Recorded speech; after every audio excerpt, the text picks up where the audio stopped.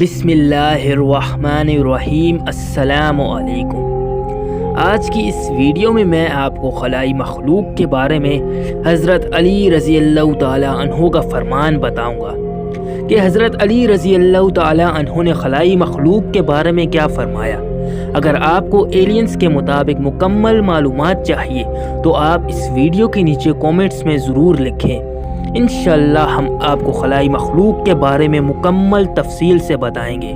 تو ابھی ہم آپ کو حضرت علی رضی اللہ تعالی عنہ کا وہ فرمان بتاتے ہیں جس میں حضرت علی رضی اللہ تعالی عنہ نے خلائی مخلوق کے بارے میں فرمایا۔ ہم آپ کو یہ بتائیں گے، لیکن سب سے پہلے آپ نے ایک چھوٹا سا کام کرنا ہے۔ وہ یہ ہے کہ یہ جو آپ کو سبسکرائب کا بٹن نظر آ رہا ہے، آپ اس کے اوپر کلک کر کے ہمارے چینل کو سبسکرائب کر دیں، اور یہ جو آپ کو گھنٹی کا بٹن نظر آ رہا ہے، آپ اسے بھی ضرور دبائیں۔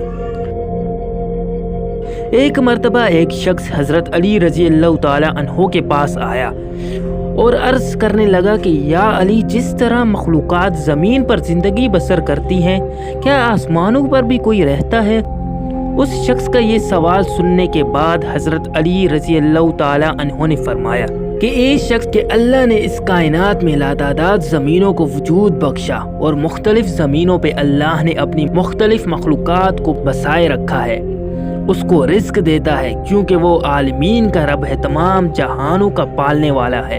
لیکن جس طرح اس زمین پہ مخلوقات کا وجود مٹی، پانی، ہوا اور آگ تک محدود ہے، اللہ نے مختلف زمینوں پہ مختلف عناصر کو وجود بخشا، اور مختلف مخلوقات مختلف عناصر سے اپنا رزق پاتی ہیں، اپنا وجود رکھتی ہیں۔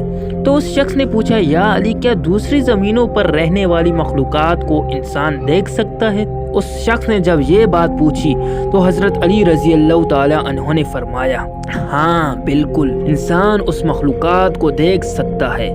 اے شخص، ایک زمانہ ایسا آئے گا جب اس زمین پر رہنے والے لوگ آسمانوں پر تحقیق کریں گے، اور وہ آسمانوں پر رہنے والی مخلوقات کو ڈھونڈ لیں گے، اور آنے والے وقت میں اس زمین پہ رہنے والے لوگ مختلف زمینوں پہ رہنے والی مخلوقات سے روابط قائم کریں گے۔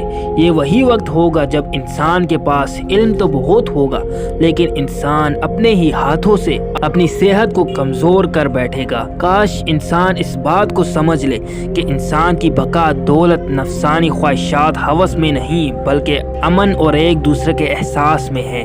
انسان کا امیر ہونا مال دنیا کے حوالے سے نہیں، بلکہ انسان کی اپنی صحت، اطمینان اور دلی سکون میں ہے۔